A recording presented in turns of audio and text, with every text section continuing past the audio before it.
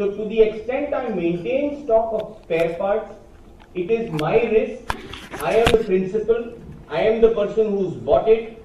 The debtor risk is mine. The marketing risk is mine. Everything is mine, and I do not I do not deliver it on behalf of the enterprise. That is my associated enterprise. I deliver it on my behalf when I sell it to the consumer in India. So in none of the situations, in regard to US, do I get covered by a dependent agency PE. Coming back to UK and Italy, there is slight distinction in UK and Italy. I have not touched upon this aspect of securing orders in terms of the protocol which now appears on the slide, because this August audience would be aware of the fact as to the Indo-US protocol defines what securing of orders is. And in terms of that, these are the conditions that have to be complied with 1, 2, 3 and 4, where frequently accepts orders, substantially all such persons sales related activities in the contracting state consist of activity of the enterprise. My sales activity is in relation substantially all of the sales related activity. My activity is not only divided into two between spare parts and induction furnaces, but it is also not substantially for any one of the associated enterprise. So protocol was just given to define what securing orders actually is. Coming to the UK treaty, if you see clause A and B, clause A and B are similar to what the US treaty defines, but clause C is slightly different. Clause C says he habitually secures orders in the first mentioned state wholly or almost wholly for the enterprise itself or for the enterprise and the enterprises controlling or controlled by, subject to the same common control as that enterprise. Now here, as compared to the US treaty, the distinction is there it is a case of aggregation. Here in US it is not a case of aggregation. Aggregation would finally lead to one of the questions that we would be examining in our case study is force of attraction. That is where there are other aspects which we would be looking at, but this aggregation, do I do wholly or substantially?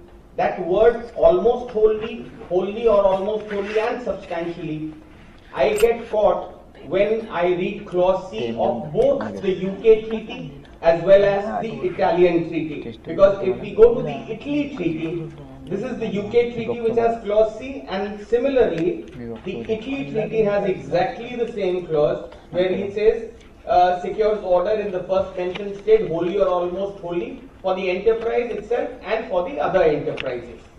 Now the important part comes when we have to examine the India-UK and India-Italy treaty as far as dependent agency PE is concerned. Now, US, as I said, I do not get covered because either I have to comply with 5.5 where my product, my TP regulations, I'm not at arm's length, I get caught, or I get strictly caught when I get covered by the three clauses A, B and C. But in case of Italy, if we see clause 5 or UK, they are the same. I'll just take the UK part. An enterprise of a contracting state shall not be deemed to have a permanent establishment in the other state merely because it carries on a business in that other state through a broker. Till the word business, the language in the three treaties is the same. In this treaty of UK and Italy, the distinction comes here. However, if the activities of such an agent are carried out wholly or almost wholly for the enterprise, and then they repeat what clause C says, he shall not be considered to be an agent of an independent status for the purpose of this paragraph. What misses out here is the second condition of the Indo-US treaty of the transaction being at arm's length. So if I am trying to get covered, if I get covered somehow or the other in terms of the dependent agency PE as Article 5.5, I still need to be covered by Article 5.4. So I may assume myself to fall within the definition of a permanent establishment in terms of 5.5, but if I do not secure orders, if I do not conclude contracts, if I do not maintain stock, I would still get away from having a dependent agency PE in terms of the UK and the Italian treaty. So the distinction arises if I conclude it treaty-wise. In terms of US, I have to get covered by these three clauses of concluding contracts, stock, and the other one, the last one, securing orders. In addition, if I go to 5.5, even if I do it in the ordinary course of my business, if I comply that there is a situation where my transaction is at arm's length, I get out of both 5.4 and 5.5. In case of the UK and Italian treaty, if I look into it, even if I get captured by 5.5 under the UK or the Italian treaty, I need to get out if I am not securing orders or if I don't comply with 5.4 and 5.5. The only distinction being that here, for wholly and almost wholly, it is a concept of aggregation which is not there in the case of US. This may not seem to be very interesting, as I thought the first one was very interesting. The second question, I have tried to add up a few things. In the above scenario, considering India-US treaty, would it make any difference if XYZ India maintains stock of induction furnaces and 50% of the sales related activities of XYZ India in India consist of activities for XYZ? Now, the distinction that I am bringing it here is, as I told in my facts, I am dealing in spare parts, I maintain stock of spare parts, I don't do anything for furnace. The moment I maintain a stock for furnace, I get caught and the situation changes. So in terms of the Indo-US treaty also, I will then fall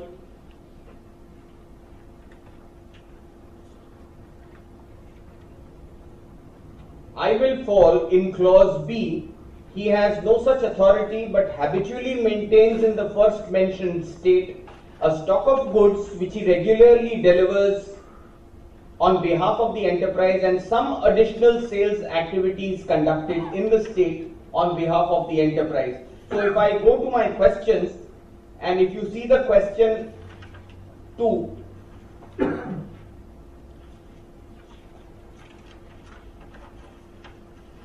question 2, bullet 1, if XYZ India maintains stock of induction furnaces and 50% of the sales related activities of XYZ India consist of activities of XYZ, in such a situation, in my opinion, there would be a permanent establishment of the US entity in India. Will the response to the above change if there are no sales related activities? Yes, it would change. Then I do not comply with the complete part, clause B, because I only maintain and deliver stock, but I do not do the additional sales activity. So in that situation, I will not fall in the permanent establishment. This is something which we just thought to make it a little more interesting. I was not able to personally conclude as to which way to go, but I'll surely put it across to this audience to consider. If in case of US, the US sends 2 employees to India from 1st of April to June 15. So I don't complete the 182 days or the 6 months period for clerical and managerial assistance related to documentation of tenders of orders with Indian customers. So in a manner, let us conclude for or assume for a moment that when these 2 people come for that short period, they conclude contracts. Now, in terms of concluding contracts, can an employee, the interesting question I feel is in 2 parts. Can that employee be considered as an agent of the company? So if I'm a sole proprietor and I come myself and I conclude and I go back, can I be my own agent? Or is it a situation that the entity and the employee are to be taken as one, or they are to be taken as two separate entities? The moment we consider the employee as an agent of the company concluding contracts, I fall within the definition of a dependent agency PE, and I cannot run out of it. But if I am able to argue that the same ratio which can apply to a sole proprietor, when he comes and does it, does he become his own agent? Then there is no case of a dependent agency PE. But I was just running through a few articles, and I did come across both favorable and unfavorable parts. The OECD commentary makes a distinction between an employee and a dependent agent. There are certain Indian commentary, and specifically if you want to see, this commentary is by Venkoba Rao, 3rd edition, on page 92 of their book called Law of Agency. They have made a statement, let me just read it out for you. An agent is not a servant, but the converse is not true. An agent is not his master's servant, but a servant is his master's agent for all practical purposes. And if a servant is entrusted by his master to do certain things, he is to that extent an agent of the master. So, if you are able to put it across that employee is not an agent, we are successful in arguing. But as Rajan Bhai was earlier referring, we are litigators, and I especially, I consider even Rajan Bhai and Sunil, we are irreparable optimists. So we should also always consider ourselves putting across something which is only in favor of the assessee, and we can't think about the department. So as I said, OECD has also made a slight distinction, and they have said persons whose activities may create a permanent establishment for the enterprise are so-called dependent agents, that is, persons whether or not employees of the enterprise. So there are two thoughts, and that is why I thought of introducing the third bullet of make it slightly more interesting by bringing in an employee and concluding the contract. The third question is force of attraction rule. Now, the question of force of attraction rule, as to what I understood, was, if I read Article 7, by mistake I have not been able to capture the Article 7 of the US and UK, but I have it on with me, I have the hard copy. The aspect of assessing a permanent establishment in terms of the other related activities, the other related business, and then assessing it in India should arise only in a situation, if this audience just looks at clause C, because what is to be attributed to India in terms of that is other business activities carried on in the other state of same or similar kind as those effected through the permanent establishment. Now, if I am doing three activities, I am maintaining stock, I am selling spare parts on principal to principal business, on a principal to principal basis, and I am not stocking furnaces, then I am not doing same or similar kind of business activity which is being effected through the permanent establishment. The business activity that is being done through the business establishment is of spare parts and furnaces, neither of which are same or similar, and if I do not fall within this, then there is no question of a force of attraction rule, whether it is in terms of US. In UK and Italy, instead of 7.1, the same information gets described in 7.2 in slightly different words. Let me not take time on that aspect.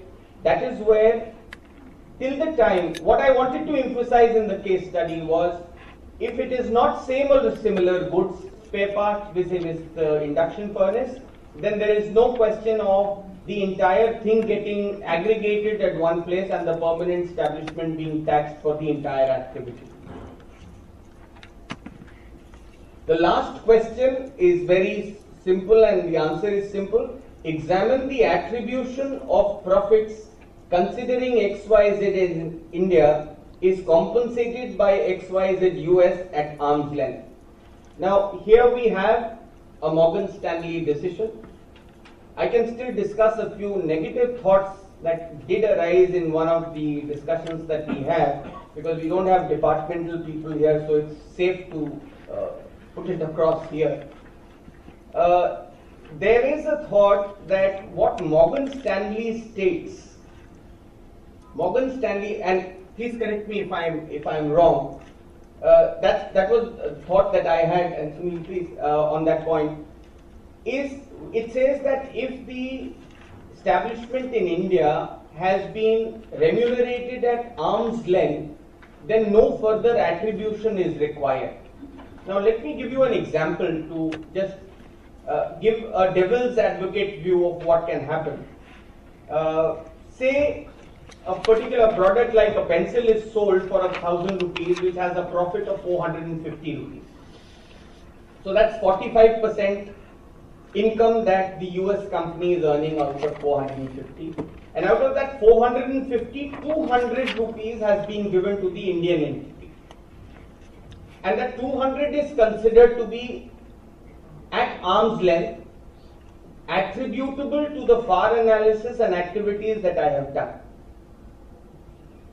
OECD possibly, Rajan bhai, do correct me if I'm wrong. I have not read it, but somewhere I did. I have not read the OECD commentary as such, but I've surely read some article where I got this thought, and we've been internally debating within the organization that ultimately the sale has of this pencil for $1,000 or $1,000 has taken place in India, which has finally led to an earning of income of 450 rupees, of which 200 has been taxed. What about 250?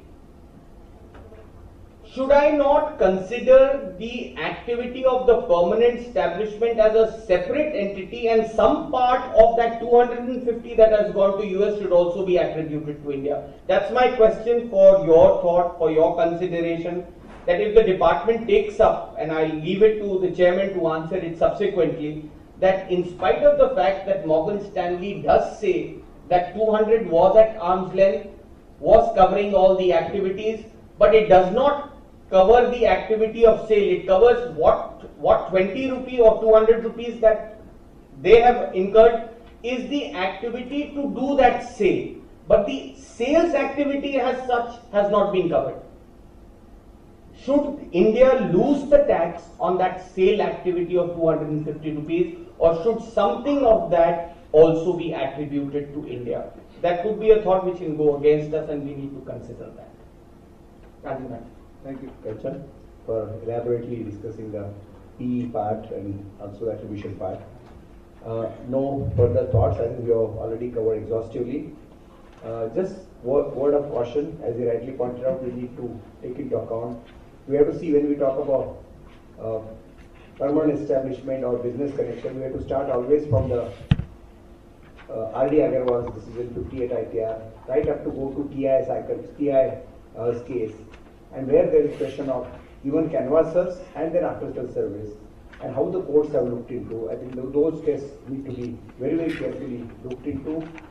Treaty definitely helps us wherever the treaty helps, but if you are fall in the non-treaty country, then you need to take care. So this starting from R.D. Agarwal to TI Industries case, and these are the cases we need to take into account. There are two decisions I think you could have a recourse to. One is that variant, which is, I think, again argued successfully by Kanchan himself. It is reported in the 142 ITD 692 Mumbai Tribunal decision. And another old decision you can find similar way in case of Daimler Benz, where they were selling the spare parts and selling also the goods directly to the customers. How this has been looked into by the tribunal could give some view. So this is the point. And very, very clearly, many times we make a mistake of definition between, interpreting dependent agent versus independent agent. There are very, very fine distinctions made because dependent agents start with those who are not independent agents. So therefore, we need to carefully look into whether I fall independent or independent agent first and then see their satisfaction condition. We try to intermix the condition on our common understanding and then we fall in some trap. So therefore, be careful while interpreting it. Now coming to the second part, what he mentioned about regarding force of attraction rule.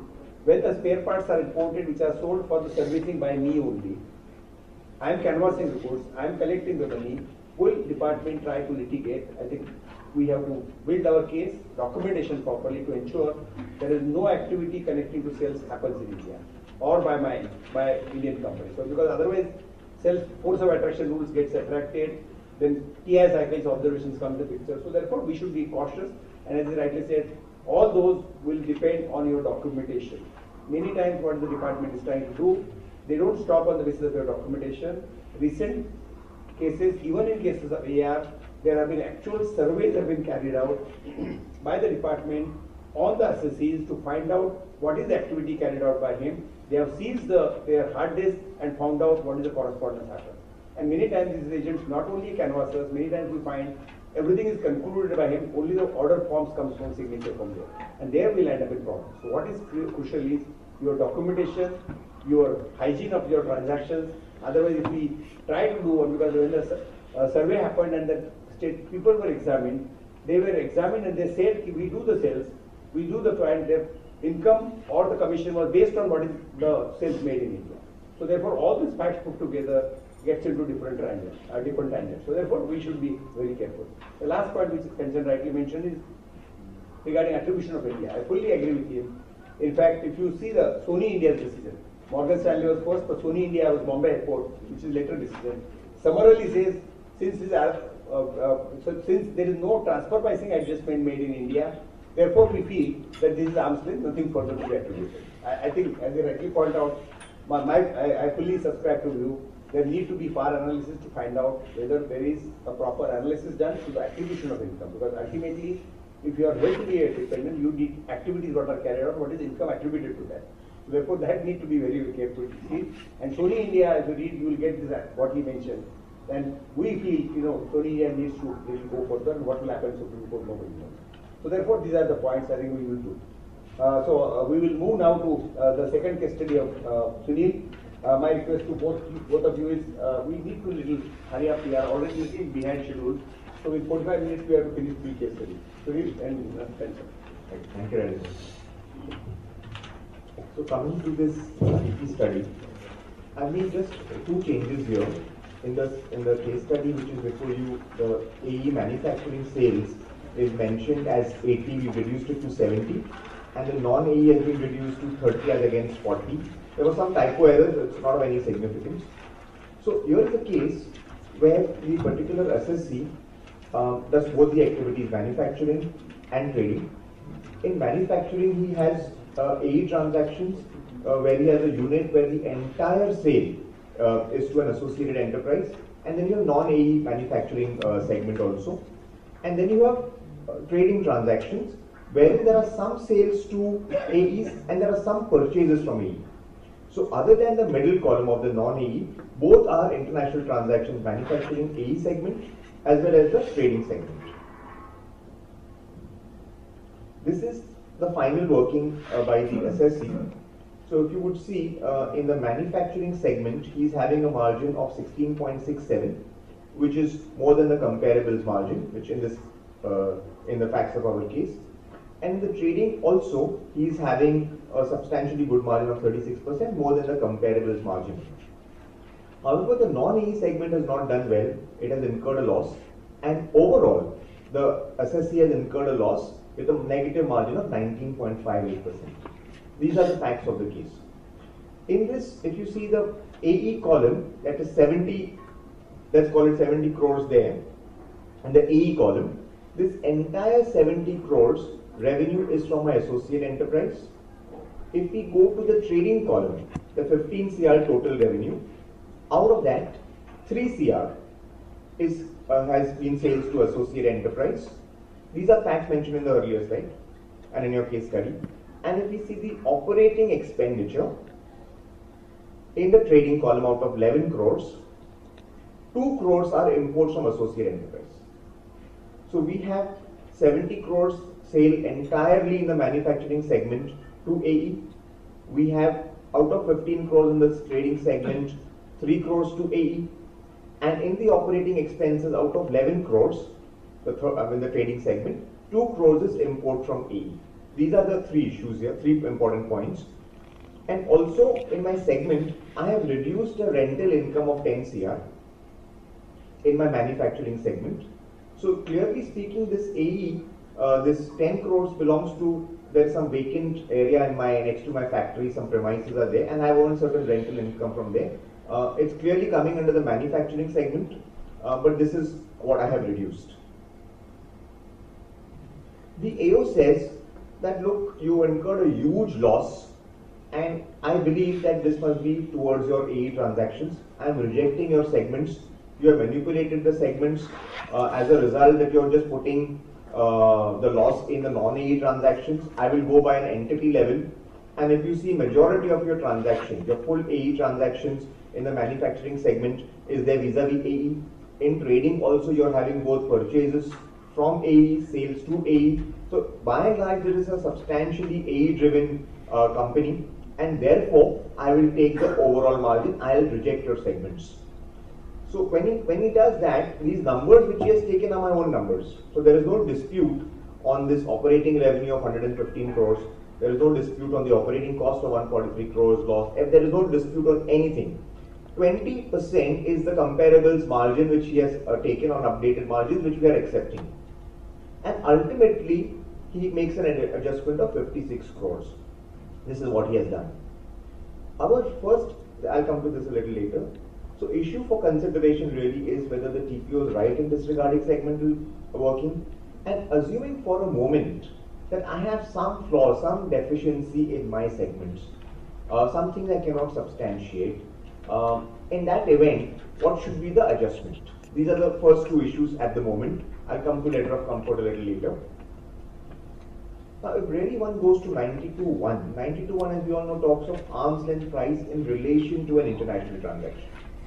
Even if we go to the rules talks of arm's length price in relation to an international transaction. And even if we go to OECD, I'm referring to 2.78 para, it says an appropriate level of segmentation of the taxpayer's financial data is needed. Therefore, it would be inappropriate to apply TNMM method on a company-wide basis. So clearly the law helps us to say that the entity level addition is clearly wrong. And these are the three decisions where it has been held that, I think maybe one of them could be argued by you. There have been some argued by Rajan Bhai on this point also, that segments must be accepted. However, there may be cases where I cannot substantiate the way I have allocated my expenses. Maybe I cannot justify certain expenses, etc. Maybe there are certain deficiencies in the book which may practically arise, which may lead the AO to reject my segments. And though legally he must accept my segments, let us take a practical situation that he has rightfully rejected my segmental accounts and therefore make the adjustment on the basis of my figure on an entity level. In that event, what should the addition be? Now, you must be wondering, why have I taken this illustration? There are a plethora of decisions which say that the adjustment cannot be vis-a-vis the company margins, it has to be vis-a-vis AE. And there are a number of decisions which have sent back the matter to the file of the TPO. So, I have come across, I would say, almost all cases where the matter is set aside, except in the case of Alstom, the first one. This is a case where the tribunal actually took into account the computation made by the SSE, and on the basis of that computation, reduced the adjustment to about 20% or so in the facts of this case. So, what I want to urge to this audience is that very often when you take the plea that the adjustment must be on the basis of international transaction and therefore let the matter go back for proportional, I think it may be worthwhile to do the exercise of giving the proportionate working. So if we have to give the proportionate working, this is how it will come to. And I'm sharing this with you because I have in some academic discussions, some members have have mentioned that very few people are giving actual the working of the proportionate adjustment to be made. Therefore, all the matters are getting set aside. Whereas if you want a real conclusion in the tribunal, an attempt may be made to give this kind of a working. So let's say if the adjustment is 56 crores determined by the TPO, then in this particular case, there are AE transactions in the manufacturing section and there are AE transactions in the trading segment. First, we must decide as to what is out of 56 crores attributable to the manufacturing segment and what is attributable to the trading segment. This, if we apply a simple proportion, that is, we take the AE manufacturing sales 70 upon total sales 115, whatever we get is 32 crores is towards the AE segment of the manufacturing. So this will be the adjustment on account of AE, since the entire AE segment is, since the entire AE manufacturing goes to AE, this entire addition would be on account of AE transactions, 34 crores. Now when you come to the trading segment, the addition comes to, on a similar basis, 7.42 crores, which is you take 15 crores of the trading revenue upon total revenue 115 into 56.87 crores, the adjustment. That comes to 7.42 crores. And at this stage, the TPO often says that look, in your trading segment, both your sides, you're purchasing from your AE, you're selling to your AE, it is tainted on both sides, and therefore even if you go by this 7.42 crores should be added on account of your trading segment, since it's tainted on both sides, purchases and sales. The working which we can do further for 7.42 crores is, if I'm having if an adjustment is to be made, then it can be for two reasons. Either my sales are less or my purchases are more. So let us say what can be the adjustment which can be attributed to sales and what can be the adjustment attributable to purchases at a gross level. So if we look into this particular illustration, my operating income is 15, my gross revenue is 15, my operating cost is 11. Therefore, if I take a proportion of 15 by 26, then you can say that 4 crores, if at all, if my sales have been undervalued to the extent of 4.28 crores. Similarly, if we do for the purchases, the answer would be my purchases have been inflated to the extent of 3.14 crores. And that's how one would really break up the 7.42 crores into 4 and 3 on account of sales and purchases respectively. Now, but it doesn't end here. Again, if we go to the sales part, out of 4.28 crores, out of my total sales of 15 crores, only 3 crores is towards my AE. So, assuming my sales are deflated to the extent of 4 crores, the entire 4 crores cannot be towards my AE transaction, which is only 3 crores. Therefore, one would again do a proportion here for vis-a-vis the 4 crores. And the proportion for 4 crores adjustment would be 4 crores, 4.28 crores into 3 crores AE sales upon the trading sales 15, and the adjustment would really come down to 0.86. Similarly, for the purchases, if one was to do this, the number would come down to 0.57, and the 7 crore adjustment would really come down to 1.43 crores. Now, this is a working which may be logical but elaborate. And if really one wants to do the same simple working, we have this chart. So one may not be able to appreciate the logic here, but the same number comes here, which is 1.43. And that is, you take the entire sales and purchases vis-a-vis AE upon sales and purchases on the whole, and that proportion comes to this. Now this is, I'm mentioning this because if you will see, most of the judgments are merely setting aside. And there is no mechanism given as to how it should be computed, and I would think this is one of the ways one could compute it and reduce the addition substantially without a second round before the AO. The other adjustment, the other allegation of the AO is, he says you have made an adjustment in your margin by the extent of 10 crore, which is your rental income. And he says if you go really by the section and the rule, if you really go by the rules, then adjustment can be made only vis-a-vis comparables. So, how are you making an adjustment vis-a-vis the assessee itself? That is an objection which is often raised by the TPO. Here it is rental income, it could be idle capacity, it could be whatever. So the answer for that, the answer you would apply for the answer for everything. Really, what does the rule say? Yes, he is right when he says that the adjustments have to be vis-a-vis the comparables.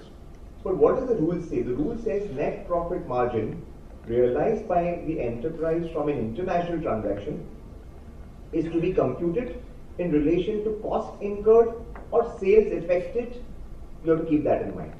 So let us say if there is a cost which as such is not attributable to your AE transaction, and one can have even an idle capacity cost, where in an appropriate case you may want to take that adjustment vis-a-vis a comparable, but you can also by virtue of this rule make an adjustment in your profit itself, in the assessee's margin.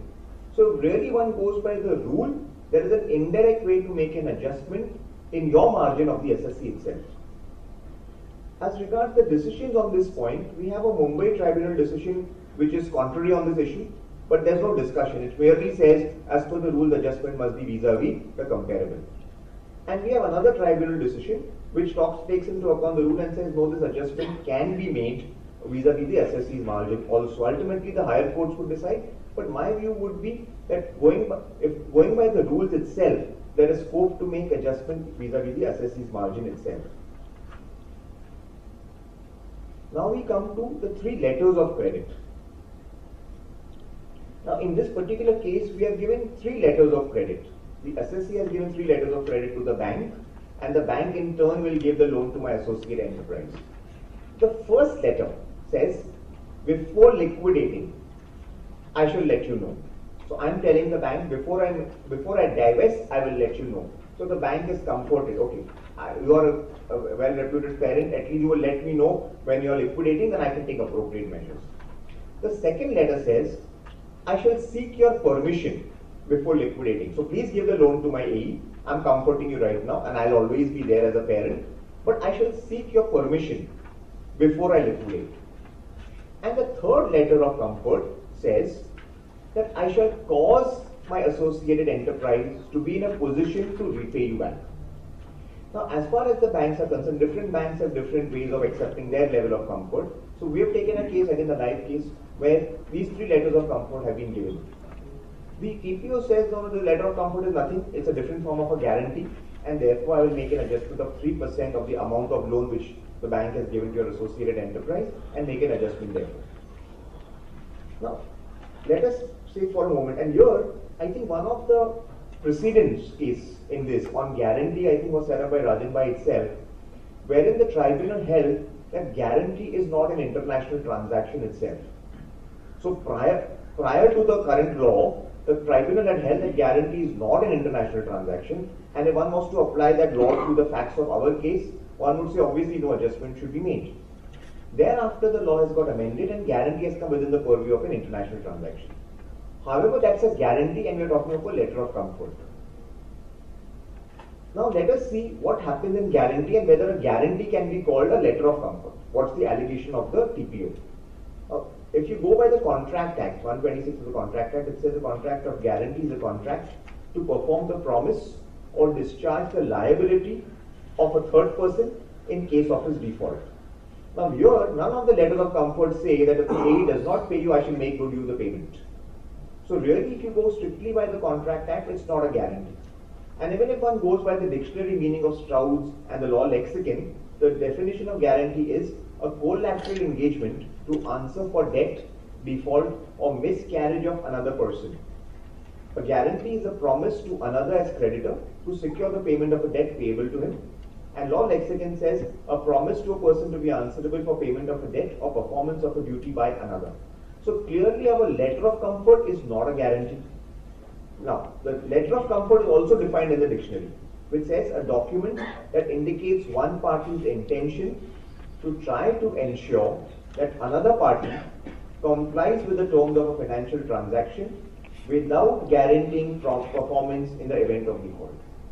On the basis of these dictionary meanings, it may be possible to argue that a letter of comfort is not a guarantee and therefore the TPO is wrong. However, an issue may still arise that when I am taking on an obligation, I am saying I will not dispose of my assets unless I seek your permission. It's a transaction which will have an effect on my assets or liabilities, because the moment I am saying I will not dispose of my assets, I am giving a particular commitment that can be an opportunity loss for me and I should be rewarded for it.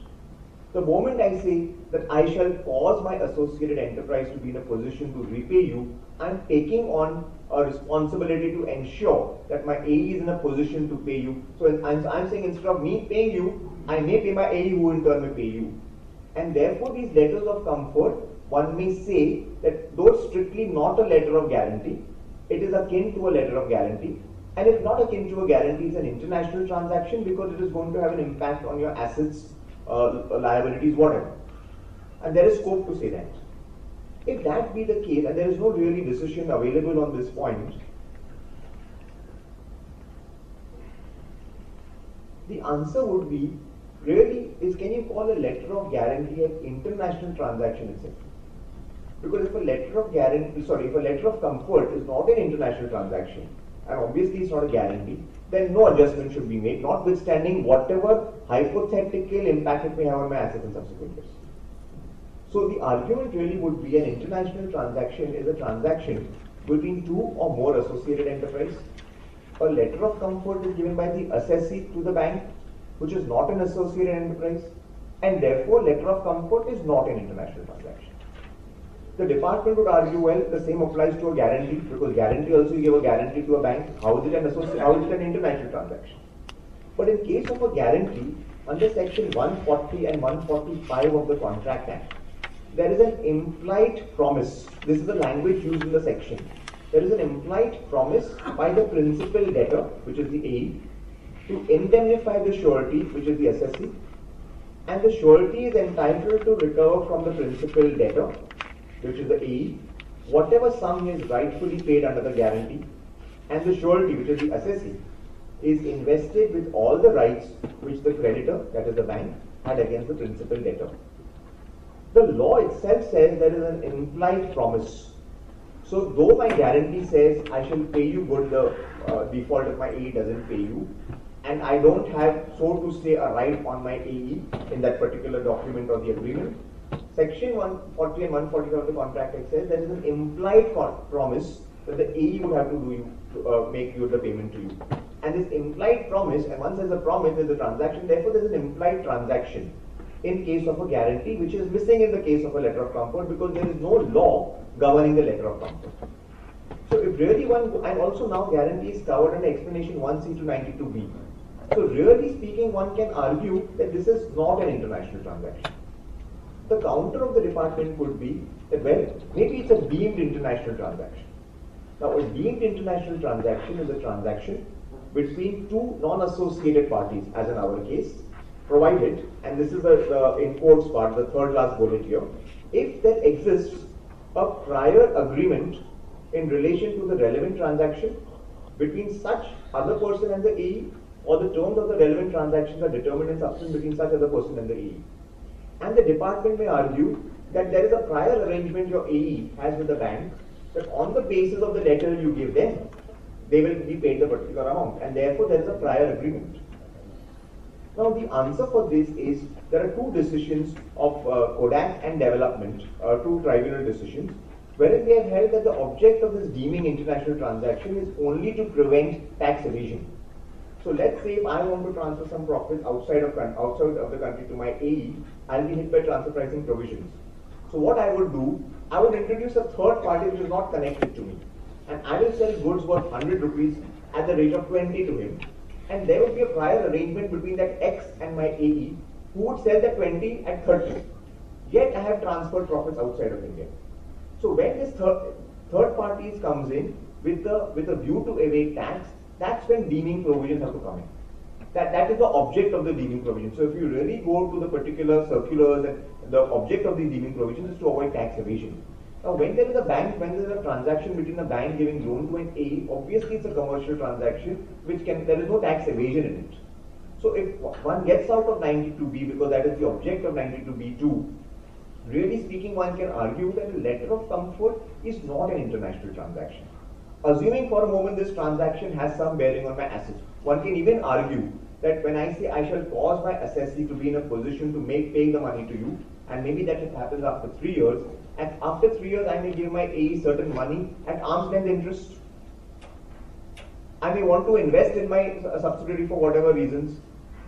So one cannot say at this stage, first of all, that there is an international transaction, and two, in subsequent years there will have a bearing on that. And even if you allege that in subsequent years there may be some bearing on your assets, the fact of the matter is, one can argue it's not an international transaction, but this has to be tested. There are no decisions on this particular point. And I think with that I cover mine. Thank you, Sunil, for excellent coverage. Only two quick points. As he rightly put it, as far as the tested party, adjustment to be made in the tested party or the comparables. Very, very rightly put it. This has been a matter of confrontation with the tax authorities. But the way we had similar matter, we were able to put it, if you want to compare like to like, if I have rent, is the comparable company has the rent. If comparable company doesn't have rent, where will you make adjustment to? So definitely you have to make adjustment to my profit, otherwise it doesn't make comparable. As Sunil rightly read out, if we read the rule again, we get this answer. So therefore this is possible, and the same basis we have been able to do capacity utilization. Same exactly, and there are a number of decisions now on capacity utilization. I am working at 20% capacity. I have just entered the production field or market. Comparables we are using for the established companies with 50 years establishment who have production capacity of 90%, achieve the capacity of 90%. Then can you compare the like to like? And the tribunals have given the capacity adjustment, so in different way you get the same benefit. And the capacity adjustment is you can do it in my case or you can do it in comparables case. Because ultimately you have to make comparables.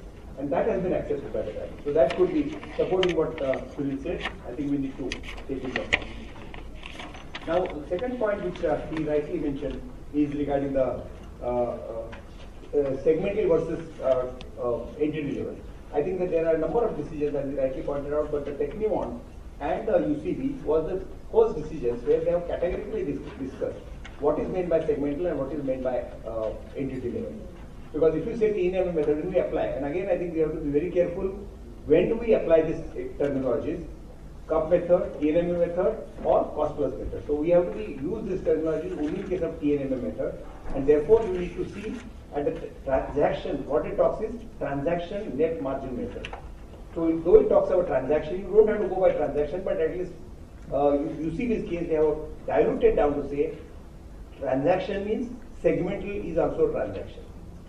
Transactions of a similar nature, if we have to compare, it is a segmental transaction we need to be considered and not the entity level. So therefore that has also been accepted, and these are the decisions which have lays down some principle and which has been followed in the all subsequent decisions.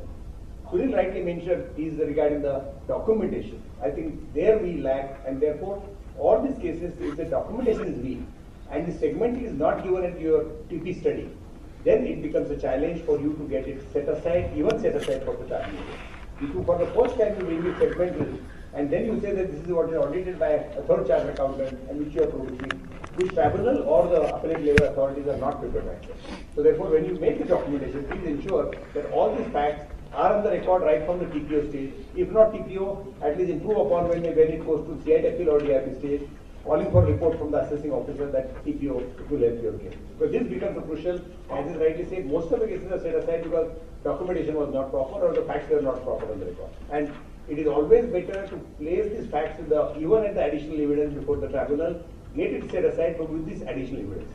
That becomes helpful because that is not the first time produced before the TPO. You have produced before tribunal, after considering that these are some merits in that, they have restored back. So that becomes helpful when it goes to the appeal. The last point is regarding the guarantee. I think very, very rightly raised, and as I said, in Forsoft case, that was the first case which was before amendment, we had succeeded that it is not a guarantee. Similar issue came up later on in case of a risk center which had appealed to that matter. There also we took the point exactly Sunil mentioned. Though we have said you are invoking the retrospective amendment vis-a-vis the transaction. Transaction has happened earlier, can you invoke this retrospective? Though the law is retrospective, how can you invoke saying that this transaction would be deemed to be an international transaction at the relevant point? They didn't give finding, but this is what need to be developed. Second point we need to consider is that, as I said, letter of comfort. Second is the corporate guarantee and bank guarantee. There are three different aspects we need to dissect. Because as I said, each bank has its own procedure. If we find there are many times you get much more beneficial views if you try to analyze this terms of this agreement, and you get much more benefit to go through that. And again, as I said, we need to really consider not only that guarantee is given, but is there any benefit derived by this guarantee? if your PLR rate or prime lending rate in that country is lower than the rate it is charged, where is the guarantee given? What is the benefit given by you? Ultimately, adjustment is for the benefit given to the AE. If your rate is higher than the PLR rate, where is the benefit given to you? So therefore, if it is, that is the condition, then again it will fail on the competition board mechanism. Principally, you may be right, but ultimately there is no benefit passed on, no adjustment could be made. So therefore, that also needs to be considered. And the point is, what is the guarantee? It is, if 100% is owned by me, here it is 60%. If 100% owned by me, my full stakes are at full investment is at stake. Full investment is at stake. That itself is more than guarantee. What else do we need to give a guarantee? If tomorrow company fails, my entire investment is going to go down the drain. So therefore, that is also argument which has been considered and has been considered by the in most of the decisions. These aspects have been considered. So therefore, as I rightly said, I subscribe to all the views what Sunil said. So these are additional thoughts we should consider. Friends, now we'll have two more case studies, but I would request both of them to 10 to 12 minutes so that we'll be able to finish it on time. Same promise as we do in RAJAN when we have a good bench. We say we'll do it in 5 minutes and we take 45 minutes. But I assure you I'll take 7.5 minutes and I'll this issue of marketing intangibles, I will not take much time. The special bench is already against us. But the thoughts that have come to my mind that in spite of the special bench being against us, what are those aspects which the special bench has not considered? Maybe considered in the sense referred to but not concluded. So what do we need to say in excess of what already LG says? Friends, as far as the gut feel comes, as a litigator, many a times you feel, kya ye aisa ho sakta hai? Can it happen? So that is how you start proceeding in a case, and I have experienced people that you would be feeling the same. My gut never says that this marketing concept of marketing intangibles that has been introduced and this concept of bright line test, how does it lead to an international transaction when you're getting the services paid in India to an XYZ India Private Limited? So a payment in India, how is it an international transaction for the associated enterprise? But as they say, the deeming provisions take you to a logical conclusion. Now, what is a logical conclusion and how far do you travel is where this concept got created of marketing intangibles, that you do something here and it benefits there. Now, LG does say it benefits, but how does it benefit? What is the tangible benefit? How would you compute the tangible benefit? It's actually to guess. Now, very quickly coming on, I promised 7.5 minutes and I'll surely finish it. ABC UK is a flagship company. This company is the legal owner of a trademark. They conduct R&D services, they fund that, and in terms of that they have developed an IP which they are the legal owners. They assume all risks in terms of that IP. They have a downstream company which is the Indian company. It's similar. You can completely visualize it on the basis of what LG has done. But we'll just come up with a few thoughts. ABC India pays a royalty of 4% on the trademark technology used. It also pays 4% cost plus on the raw material that I import and I manufacture the products. Third bullet is just a statement, and it is important to be kept in mind. Apart from the arm's length payment for raw material and royalty, there is no other payment or there is no other transaction which ABC India makes to its AE. So on the reverse, I just have two transactions. I pay royalty and I import, and I pay cost plus on the raw material. ABC India imports the finished goods from ABC UK for distribution in India, for which I am an entrepreneur. Now, this entire concept of marketing can be divided into 4 parts. I'll just give you a little a chart. And why I give you this chart, because in one of the cases after LG, in the case of BMW, they have tried to slightly distinguish how a compensation in relation to a marketing intangible can be paid.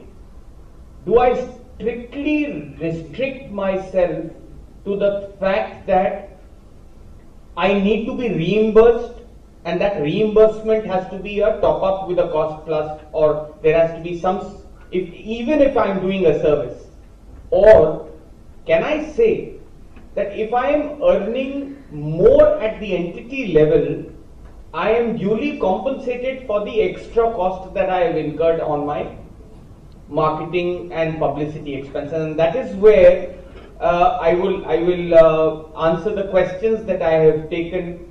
They have taken 4 questions, and I have tried to distribute and analyze, and that is how I have understood how marketing intangibles should be taken in. Now here, my margins, what is important is I am earning 16% as my margin on import of finished goods, as against the comparables 3.5%.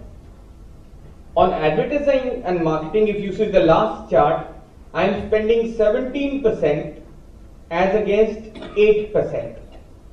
So, in such a situation, irrespective of how I am characterized, whether I am an entrepreneur, whether I am a limited risk distributor, whether I am a normal distributor, whether I am a marketing distributor, that is how these 4 aspects of marketing intangibles are highlighted. And very quickly I will take you through all the 4. In all these situations, let us forget the situation for a moment.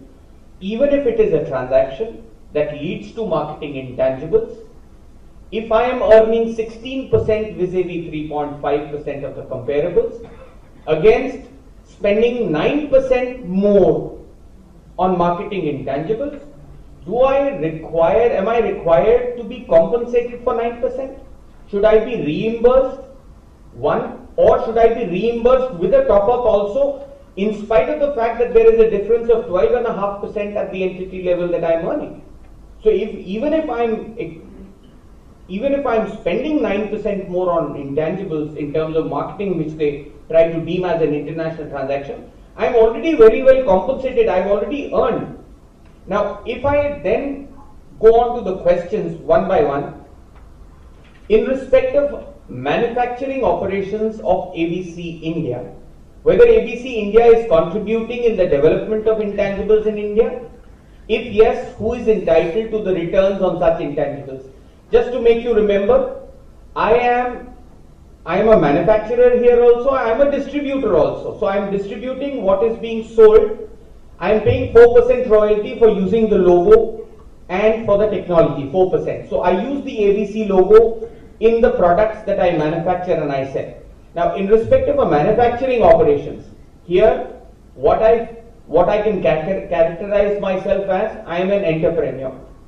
If I am an entrepreneur, I am manufacturing here, I am having all the risk in terms of what I am marketing.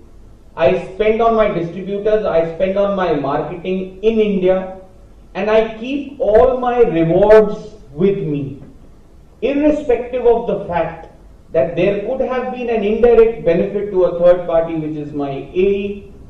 I feel that in terms of an entrepreneur, the concept of marketing intangibles should not arise for one basic reason, that if I am an entrepreneur, I become a complex party. And if I become a complex party, then I get out of transfer pricing, I cannot be benchmarked. That is one.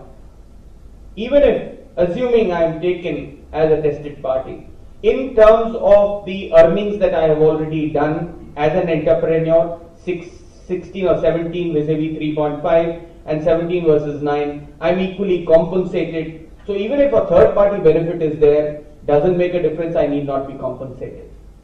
Lastly, how do I compute the benefit that he has got? LG does make a statement against us, but it does not finally lead to a situation that if there is a benefit, what is that tangible benefit? How do I earn that benefit? How do I compute that benefit? So the answers to the first question is that if I am manufacturing, I am an entrepreneur, I have all the risk, I have all the rewards. Even if I am making a spend more than what I am required to, I have sufficient, all my risks and rewards are there, hence there are no marketing intangibles outside. Getting into question number 2, in respect of distribution operations of ABC India, in case ABC India contributes in the development of the brand, whether such non-routine marketing functions can be considered as a service provided by ABC India to ABC UK. If yes, whether ABC UK needs to compensate ABC India for such non-routine AMP. Now, the concept that has been brought about in terms of bright line, it does say that if you are spending more than, and that's what LG says, if you are spending more than your comparables, then to that extent you have spent on the brand, and that spending of the brand is deemed to be a service provided to the associated enterprise. How does it function? I've already said that it's difficult. I can't visualize the situation even as an accountant. Less said about a litigator. As an accountant, how do I compute that? So it's completely foreign to me. How does it happen?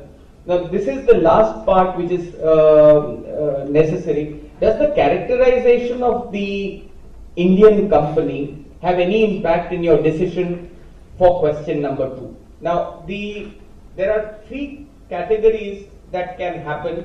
One is that of a normal distributor. So if I'm, in terms of 2, if you see, it is basically not in respect of what I manufacture, but what I distribute. So in terms of what I distribute, I said, if I'm already earning more, then I need not be compensated. But in terms of a normal distributor, basically normal distributor has his normal risks. It does not take risks beyond what is required to his returns, and whatever he incurs as cost, the rewards be with the normal distributor if he is purchasing on a principal to principal basis, and then the question of any compensation does not arise to them.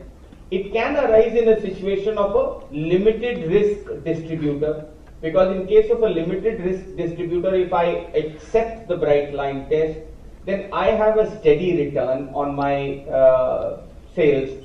And if in terms of the steady return that I have, which may be 4 or 5%, why am I supposed to spend 9 or 10% of my sales, and what am I doing? So that difference in case of a limited risk distributor does give rise to a question open to controversy, as has been held by LG. And another concept that I understood, and there is a difference in the nature of functions, is called a marketing distributor. So I have a limited risk distributor, I have an entrepreneur, which is different. I have a limited risk distributor, I have a normal distributor, and I have a marketing distributor. Now a marketing distributor, the only excess function which the department alleges is that, one, you make certain expenses for the sale of product, and the other that they allege is to do the function of distributing for the sale of product.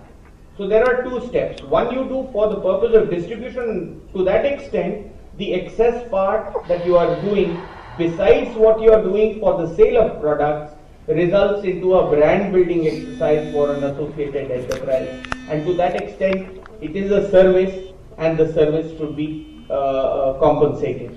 Hello. The last question is whether ABC India contributes in a brand development of ABC UK by incurring the selling and distribution expenses. This question has been answered by LG, that there is a difference between the expenditure that you do in terms of what is characterized as marketing, distribution and publicity, and what you do for selling and distribution. So if you do it for selling of that particular product, then it has to be excluded, and there is a categorical finding to that effect in LG. I could not find anything interesting in this other than the fact that I don't believe in this concept, and let's see if I'm able to argue it out sometime favorably, contrary to what LG has done. Thank you, Kanchan, for keeping your time. Only one small supplement to what you mentioned. One more point which we have taken after the LG's case is, if you are an independent manufacturer in India, if you are, though under your global brand you are selling the products in India, technology is coming in India, if you have compensated them in all respects, everything has the rewards, whatever are due to the parent company has been rewarded to them, then everything what is there, it has to be kept in India. So if we maintain that what is cost and rewards, what we mentioned, benefit and rewards are to be maintained so long as I am maintaining in India. there are many advertisements, maybe of publicity, not necessarily for selling, are specific to India. So those advertisements also have to be separate. Campaigns like Kuch Meetha Ho Jaye. Now these advertisements are useful to growers. Now, like Cadbury's cricket matches. Now these are some of the advertisements which we find. These are India specific or product specific. It is not for developing a brand. It is for purpose of selling the product. That should be classified not as marketing but for selling the product. And that has been accepted in some of the cases. So therefore, finer aspects, as you rightly said, we need to take it up after analyzing AG. But I think we'll have to wait for the special bench to decide. And after the special bench, High Court to decide whether it's right or wrong. But this is what has been there. Now I request Sunil to quickly complete his last case study within the 5 to 7 minutes so that we can complete the today's program. Thank you very much. So in this particular case study, ABC Inc. has received 925 crores, I'm putting it in rupees here, 925 crores from its customers in the US for certain data processing work. It has outsourced it to its Indian counterpart here and it has paid 900 crores. The US company has incurred 30 crores more on this particular transaction and therefore incurred a loss of 5 crores. So 925 less 925 less 30, that's minus 5 crores loss. This is a particular fact as far as the US company is concerned. As regards the Indian company has earned 900, cost is 800 and the margin is 12.5%. What the TPO does, he does not dispute my numbers. I have taken 5 BPOs as comparables. The TPO adds on one more BPO having a margin of 40%, which is double the margin of what is here, what I have taken at 20% odd. And he takes 4 KPOs as a set of comparables. He comes to a margin of 44% and makes an adjustment of 260 crores.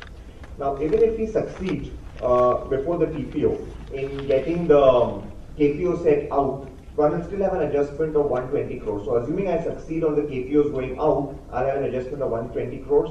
And assuming the one BPO goes out of having an abnormally high profit, I will still have 60 crores margin. The question is, how do we argue for a nil addition?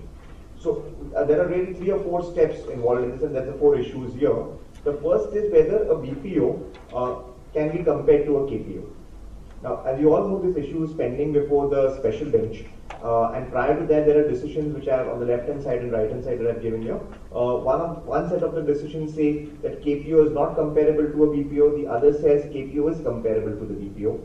The ratio of this decision, which says KPO is comparable to the BPO, is that both these KPO and BPO come under the ITS sector, and therefore the two are comparable. The ratio of the favorable decisions is BPO is a low level of processing, KPO is a high level of processing, whether it's LPO, knowledge processing, whatever, and the two are not comparable. On first principle, we have with nothing to do with these 2 companies. We have 2 decisions of Delhi Tribunal and Bombay Tribunal, wherein there were 2 activities and the web services. So they held that a non-voice-based web service company cannot be comparable to a voice-based web service company. So though the 2 activities were similar but not same, it was held that 2 are not comparable. Bombay Tribunal went a step further and said 2 companies, one in SEEPs and non-SEEPs, having similar activities are not comparable. So we have these 2 decisions not on the BPO KPO sector. Now, if already one goes to the fundamental logic of this, the negative decisions say it's like saying a doctor, a GP, should earn the same amount of income as a surgeon because both are doctors, without appreciating that a surgeon is a KPO and a normal GP is a BPO. So that is something which will be tested by the tribunal, and I think on the basis of this and also taking into account the safe harbor rules which have made a distinction between BPO, KPO, I think we can argue now that BPO cannot equal to KPO, notwithstanding the fact that both are under the ITS sector. Coming to the issue of abnormal profits. One, there is a BPO which I am accepting is comparable to me in terms of functions, but it has an abnormally high margin. Here we have 2 sets of decisions. One which says that abnormally high profit companies should be excluded, the other say which should not be excluded. Quite frankly, the ratio of the negative decisions seems stronger than that of the positive decisions. Except that in the negative decisions there is a rider. It says don't go by abnormality or supernormal profits. What you have to see is not whether the profit is supernormal. What you have to see is whether the profit is abnormal. And an abnormal profit is a supernormal profit due to abnormal factors. So abnormal factors may be, for example, if I've had an IPO during the year, I have acquired, but I have merged a company which is very profitable, and there are these abnormal factors which have resulted in an abnormally high margin. If that be the case, which in our case I've written there are abnormal factors, then possibly even the abnormally high profit would BPO would go out. We would yet be left with an adjustment of 60 crores, and the issue is how do we get rid of that? On this, an argument can be taken that my AE has earned 925 crores, of which they passed on 900 crores to me. If you are making an adjustment of 60 crores, what you are saying is that my AE should have paid me 960 crores. Now when my AE is getting 925 crores, how can they pay me 960 crores? And therefore the adjustment, whatever the rules say, should be restricted to the 25C. On this, there is one decision on the point, only one, which is that of Global Vantage, where they restricted the adjustment to the gross revenue earned by the associate enterprise. And this decision, in a non-speaking order, has been upheld by the Delhi High Court, and even in a one line has been upheld by Supreme Court. The SLP has been this thing. Now, if you reduce the adjustment of 60 crores to 25 crores, then the answer would be that it is within plus minus 3% of 900 crores, and therefore no adjustment should be made. But if one really examines for a moment, we keep aside that the SLP has been rejected, on what basis, when the rules are so stringent, on what basis can adjustment be restricted to the gross revenue earned by the associated enterprise? And to my mind, we could take up these arguments and this would be relevant. For a moment, let's say, if it was 929 crores. Suppose there was a scope to make an adjustment of 29 crores. Let us say my AE had got 929 crores as against 925 crores. Then I would not fall within plus 3 minus percent of 29 of 900, and an adjustment would be yet made of 29 crores. However, at that stage, can I take the argument that my AE has incurred a loss and therefore no adjustment should be made? That's the point for consideration now. Now, if I go back for a moment, we'll keep this aside and let's go to the earlier example of 925 crores. Supreme Court has upheld a tribunal decision wherein they have restricted the adjustment to the gross revenue earned by the associated enterprise, and there is no law which provides for that. There is no rule which provides for that. But if you have to fit in the Supreme Court judgment, if you have to convert the judge-made law into the written law, I think this is what we can do and extend this logic even to the laws. So if one really sees section 92 says that the ALP shall be computed, that the income arising from an international transaction will be computed having regard to the arm's length price. It does not say that the income has to be the arm's length price. It is having regard to. What does having regard to mean? Courts in different connections, Supreme Court and various other situations are held. Having regard to does not mean sacrosanct or conclusive. Having regard means you have to take into account other factors. Now, number of Supreme Court decisions on this particular point. When you have to take into account various factors, then one of the factors is that you are saying my AE should have given me 960 crores. You are telling me that my AE should have incurred a loss, or you are saying, it's an absurd result. Therefore, if we put the Supreme Court decision with the having regards to, we may be able to take into account the gross revenue earned by my associate enterprise. And if that be the case, that means if we can go beyond the act and the rules by taking into account other factors, then why can't the other factor also be? So, though we have a precedent for gross revenue in terms of Global Vantage upheld by Supreme Court, why can't the same logic be extended to loss, for which we don't have a precedent? But the logic is same, going beyond the rules because it says having regard to the ALP. Now, if you go by Morgan Stanley says that the object of transfer pricing is to prevent shifting of profits outside of India. So here is a case where my AE has incurred a genuine loss outside of India on a particular transaction. Also, if you go by the ALP definition, 92 defines ALP as a price which is applied between two independent parties. Now, the moment you say the price is 960 crores or whatever it is, you are in other words saying that the third party or my AE should incur a loss in selling me these goods, which is absurd. Because no third party will sell me something at 960 crores, give me something at 960 crores when they're getting 925 crores. So it as such does not even fall within the definition of ALP. Now the DPO would argue that we are bound by the rules, and if you go strictly by the rules, an addition should be made. And there are decisions to say that if there is a conflict between a rule and the act, then the act should prevail. the Act talks of having regard to, which is not conclusive, and therefore one should take into account the fact that the gross revenue earned by the sister concern is only a particular amount, that the sister concern has incurred a loss, the A has incurred a loss, and therefore having regard to, you have to take into account all these things. Morgan Stanley says the object of transfer pricing is to ensure that profits are not transferred outside of India. My sister concern has incurred a loss.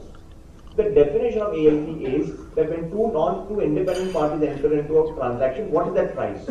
Now, when the TPO says the ALP should be a number where the third party should incur a loss, it does not fit within the logic of the ALP definition. So when there is a contradiction between the Act and the rules, then the Act should prevail.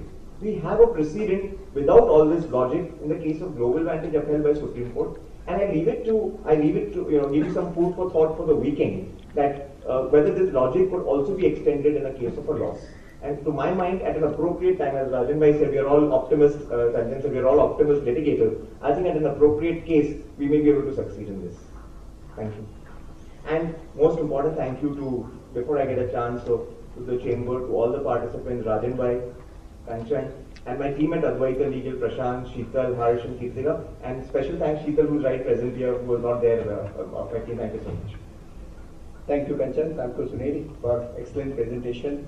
I think all of you will agree that each one of us have richly benefited by the analysis, and not by relying on the decision, but also giving the analysis of the various provisions and giving their thought on each of the matter.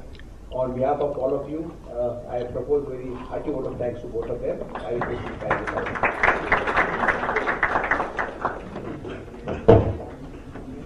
you. Friends, just last 1 minute. As everything has to start, it has to close. And I'm sure the purpose of the 2 days deliberation is served.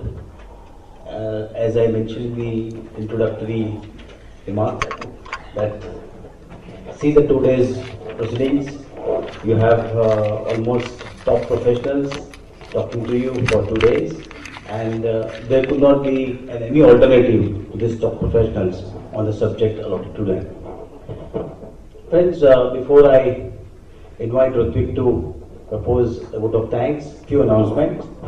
The chamber has a long duration TP course commencing from 7th March. So those who are interested can enroll themselves for the long duration TP course. Then chamber also has a long duration and the full FEMA course, study course, commencing from 11th April and going up to 26th April.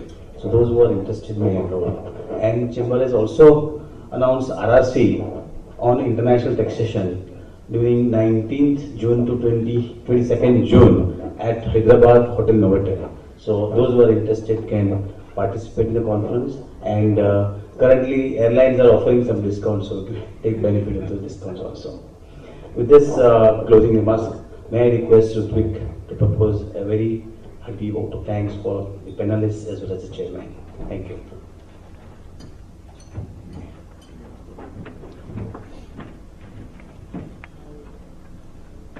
Friends, you all will agree that we have had an intense plethora of issues which have been discussed in depth. I think I was just trying to count, but I could not. I left counting the number of topics and the issues which we have discussed today. And it is immense efforts by both the panelists today with us, Mr. Kanchan Kaushal and Mr. Sunil Lala, and their team members, who have worked hard. I understand because I've been liaising with not only them but with their teammates, and they have been telling me that we have been working and sliding on this, and the efforts are for all of us to see. Friends, I would really request all of you to please carry out a vote of thanks for both the panelists today. And as we know that we need somebody to again bring us, some good insights on top of these panelists. So we had no one better than Rajan Bhai to guide us through these things. Mr. Rajan Vora has actually elucidated what extra or additional points we could figure out, which I thought that there is nothing left, but he could still bring out some few more points, and we are very, very thankful to you, sir, for sparing your time today and taking us through these nuances. So please carry out a vote of thanks for Mr. Rajan Vora. Friends, we hope all of you have had a fruitful 2 days with all of us here. Thank you for being here with us. Thank you. Thank you.